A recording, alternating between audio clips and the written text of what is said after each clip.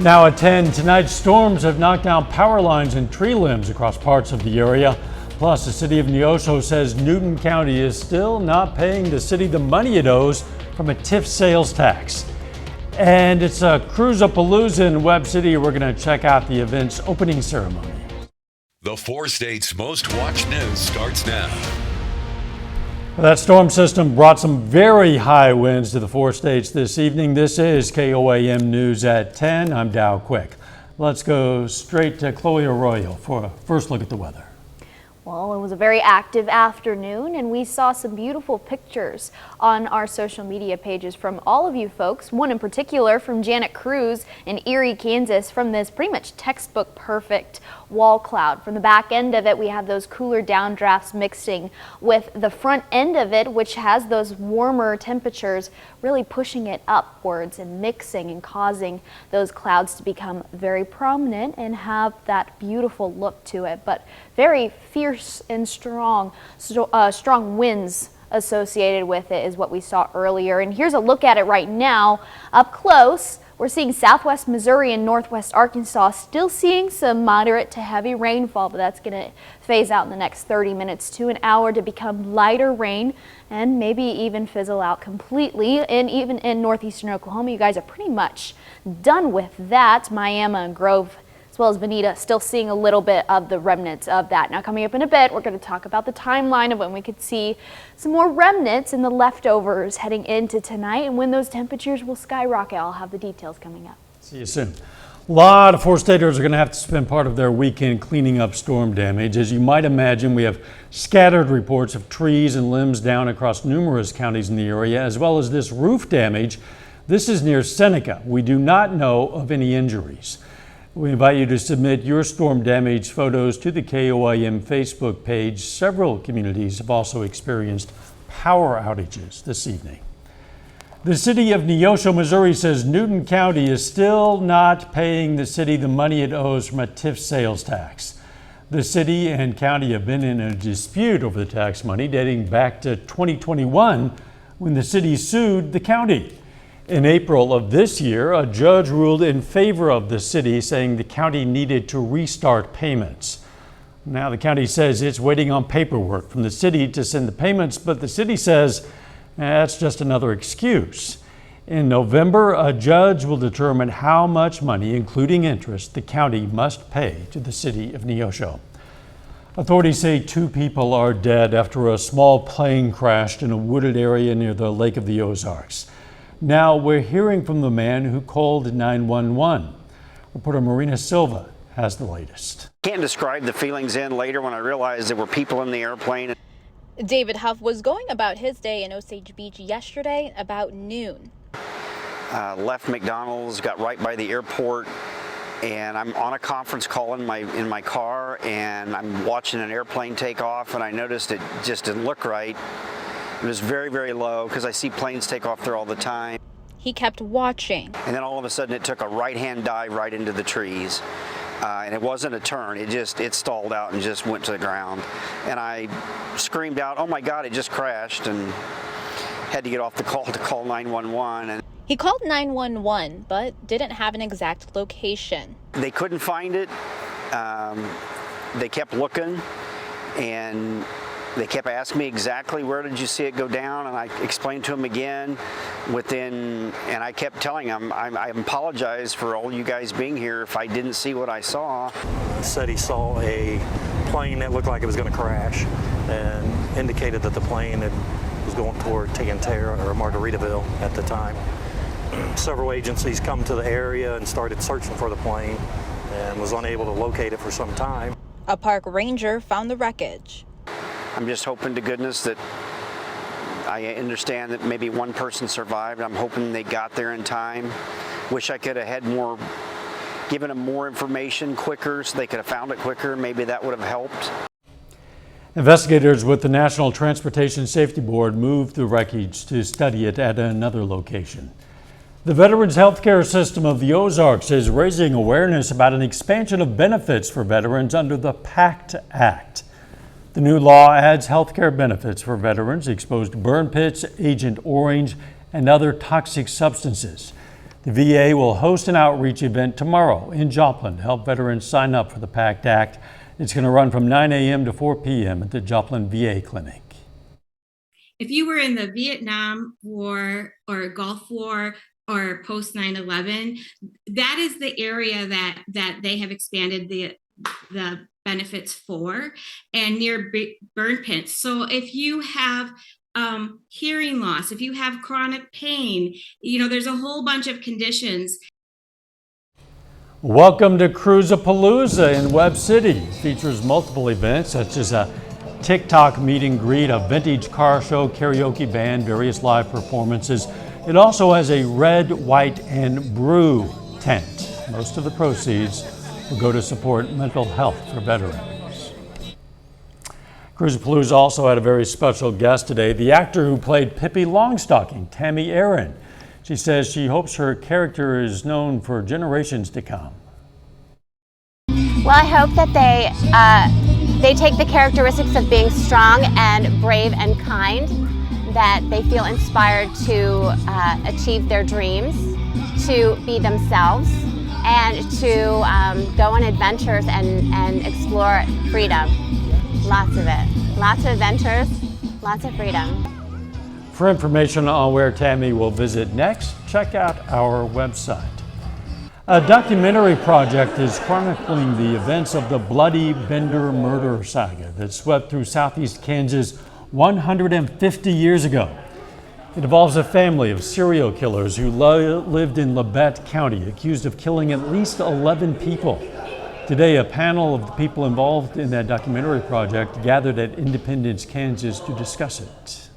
To approach this with an open mind, that we just don't know what happened to the Benders. Everyone has a pet theory about what happened to this family, but I have the very strong feeling that the scientific research is going to lead us in some unexpected directions. But there's still a lot of potential that there's more victims out there, and I have some tools and technology that we could actually bring out there to try and figure out, are there more, and if so, who are they, make those connections back to their descendants. Researchers are also investigating the Bender property near Cherryvale. Coming up, police in New York arrest a suspect who they say has killed a number of people in the past 10 years. Plus, lawmakers pass a defense bill, but the focus of the negotiations was on abortion policy. A married Long Island, New York architect was arrested at his home and charged with murder in the deaths of 3 of 11 victims in a long unsolved string of killings known as the Gilgo Beach murders. Reporter Michael George is in Gilgo Beach with more. Police on Long Island arrested a suspect in the deaths of 3 women in a series of killings known as the Gilgo Beach murders. Authorities say Rex Hewerman is the suspected serial killer they've been hunting for over a decade. Rex Hewerman is a demon that walks among us. Investigators say Hewerman has long lived across a bay from where the women's remains were found in 2010. Several years after they vanished, their bodies, wrapped in burlap, were recovered along the side of a parkway near the ocean. For the next 13 years, their cases went unsolved until today. 59-year-old Hewerman is accused of killing 3 sex workers, Melissa Bartholomew, Megan Waterman, and Amber Costello. For each of the murders, he got an individual burner phone, and he used that to communicate with the victims. Then shortly after the death of the victims, he then would get rid of the burner phone. Hewerman is also considered the prime suspect in the death of a 4th woman. The case took a recent turn when police tied Hewerman to a pickup truck seen at the time one of the victims disappeared. In March, detectives working on the case say they recovered the suspect's DNA from a pizza crust he threw away in a New York City trash can. Authorities say they matched the DNA to a hair found on a restraint used in the killings. We're continuing to execute search warrants, and we anticipate getting more evidence. Hewerman pleaded not guilty at his arraignment Friday, and the judge ordered him held without bail based on the heinous nature of the murders. His next court date is August 1st. Michael George, CBS News, Gilgo Beach, New York. Authorities say in a 14-month period, Hewerman had more than 200 Google searches on the Gilgo investigation and additional searches looking for photos of the victims. Republicans are pushing through amendments to an annual defense spending bill which limits abortion services for military members. The National Defense Authorization Act passed in the House today. It included an amendment banning the Pentagon from covering travel expenses for service members seeking abortions. The changes are not likely to make it through the Senate, though, which begins debate on the bill next week. A little later, a former Crowder College softball player is moving across state lines to play for Pitt State. We have the leftovers of those storms. I'll have the details on the timeline coming up next.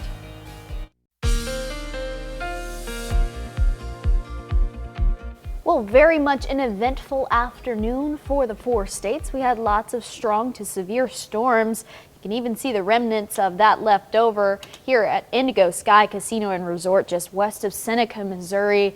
Still pretty wet out there from all of that rainfall, and our folks a little further south are continuing to see that as well. Here's a look from Janet Cruz in Erie, Kansas. Look at this wall cloud, so strong, such a sharp line of clouds right here.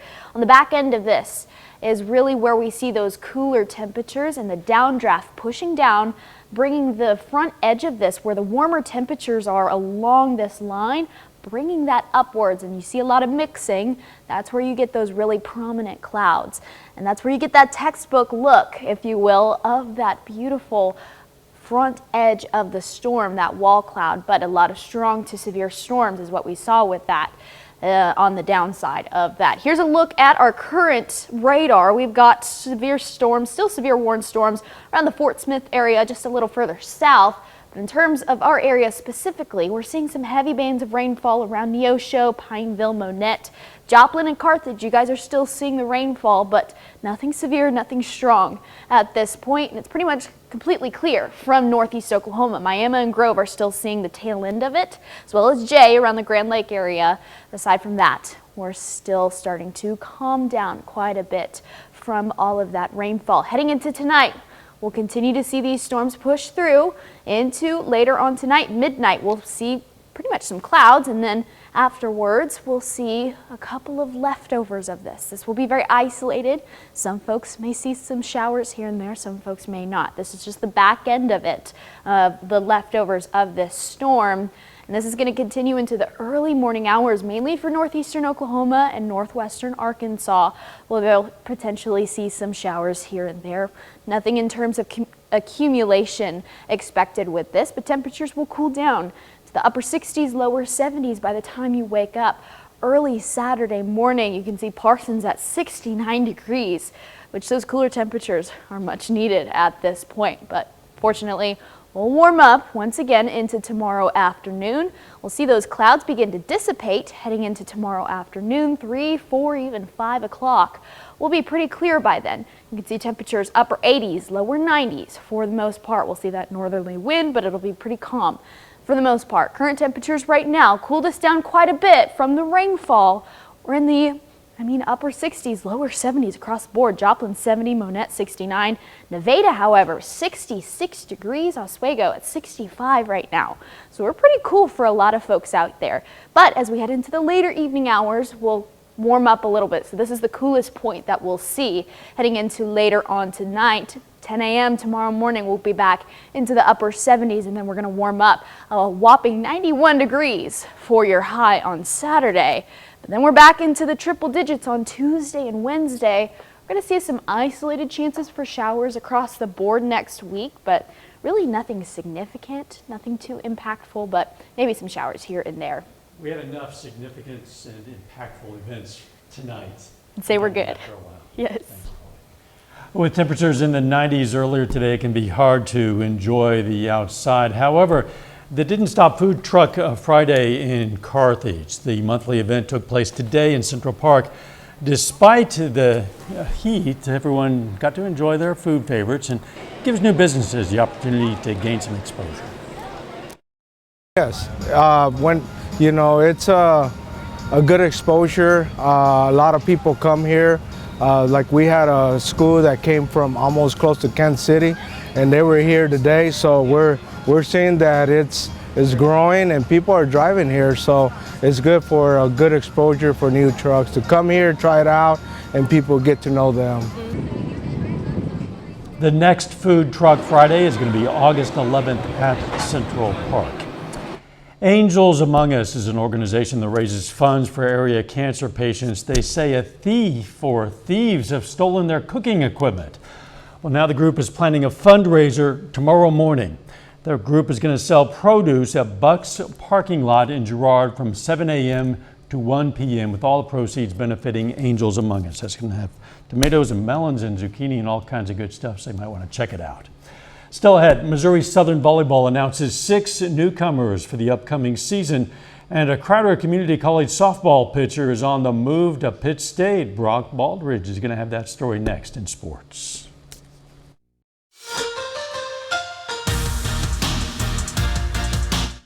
The Joplin Eagles softball team's only about a month and a half away from the season starting, but just in the last few weeks, the Eagles center fielder Abigail Lowry announced her commitment to Arkansas Tech.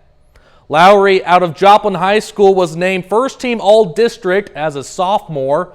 Lowry was a key piece to leading the Joplin Eagles to a 23-11 season in 2022. The Joplin center fielder isn't set to head out to Arkansas Tech until 2025. I knew I wanted to be there, and I could have gone somewhere else, but it was just one of those things where Coach Jones has been there for me. She's helped me a lot, and I knew that it would just be good for me in the future. Abby's got plenty of power to drive people in and also has plenty of speed. And so if you look at her numbers for last year, she was, tops in most of our categories. So we really, hope that she continues to grow and hopes that she continues to make this a really impactful season for both herself and for our team. Sticking with the sport of softball, the Pittsburgh State softball program announced they have signed a pitcher out of Crowder Community College. The familiar face originally comes out of Seneca, Missouri, as she is set to join the team for the 2024 season. Chelsea Baville led the Rough Riders with a 1.74 ERA last season. She also led Crowder with 230 total strikeouts with 9.7 strikeouts per inning. The sophomore pitcher wraps up her junior college career as a 2-time first-team All-Region pitcher. Here's what Baville had to say about her decision to sign with Pittsburgh State. I got a hold of Coach Jenny Fuller, and luckily she wanted me to come to Pitt, and I was really excited because I liked them even when I went on my visit last year. Going JUCO makes you an absolute dog. Like, you go from JUCO where you have no limits on practice, no limits on anything. You're practicing all the time and always putting in like a bunch of work, and then you're going to go to Pitt where you're limited. So it's like, to me, I feel like I've done a good job preparing myself going to Crowder. I'm just really excited because I know Pitt's a really good program, and I've seen their facilities, and I'm just really excited to get in there. The Missouri Southern Lions volleyball team opens up their season on August 25th, but earlier this morning, the team announced 6 newcomers are joining the team this fall. MSSU volleyball head coach Callie Mader has done some big-time work in the transfer portal. The Lions announced that they will bring in Lacey Bauer from Cowley County Community College. Kaylin Hasingawa comes in from Hawaii. Then Elena Mausch comes in from Missouri State West Plains. Kyla Randall is the Division I transfer coming in from Oral Roberts. Sydney Unruh is the other one of those girls coming in from Cowley County Community College. And then rounding out the list is Paula Ramos, who's transferring in from West Cliff University. The NBA Summer League has just flown by in the last few weeks in Las Vegas, and the Oklahoma City Thunder are wrapping up their final Summer League game with the Washington Wizards. First corner here in Las Vegas. Thunder down by 3, second-round pick, and former K-State Wildcat Keontae Johnson with a step-back 3.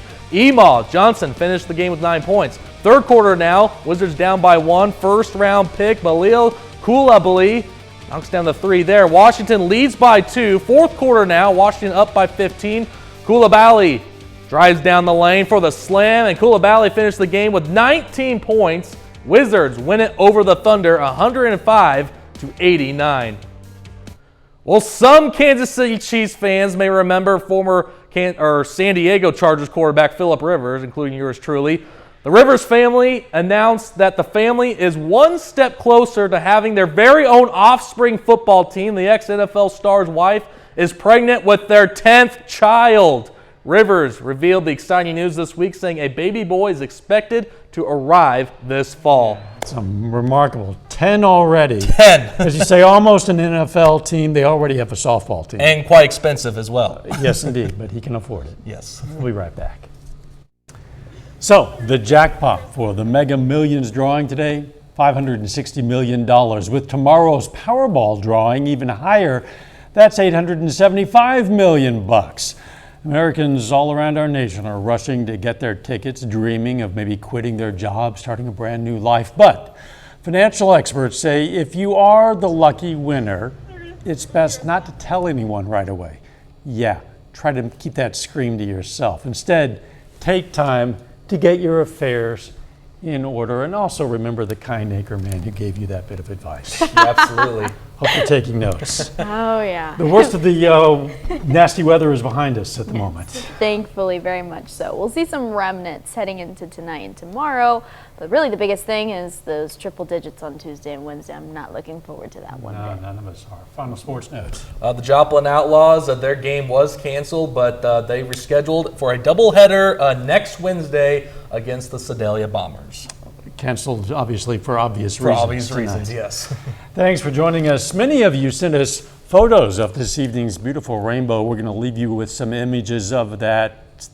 Again, thanks for joining us. Let's make it a great weekend.